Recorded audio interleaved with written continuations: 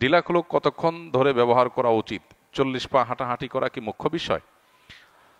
মুখ্য বিষয় 40 পা বা এর কম বেশি কোনো পা হাঁটাহাঁটি করা নয়, বরং মুখ্য বিষয় হলো পেশাবের পর বা মলমূত্র ত্যাগের পর অপবিত্রতা থেকে পবিত্র হওয়া, এটা হলো মুখ্য বিষয়।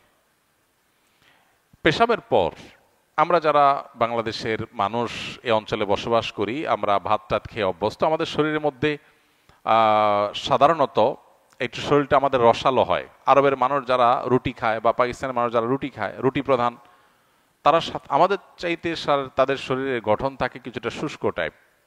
আমাদের দেশে মানুষের পেশাবের পর সাধারণত পেশাবের ফোঁটার ধারা বন্ধ হতে একটু সময় লাগে। আবার আমাদের দেশে মানুষের মধ্যে অনেকে এটা রোগ একটু বেশি সময় নেয়, অনেকে তাড়াতাড়ি পরিষ্কার হয়ে যায়, ক্লিয়ার হয়ে যায়। তো এটা আসলে ব্যক্তির উপর বা পরিবেশের উপরে অনেক সময় ভ্যারি করে।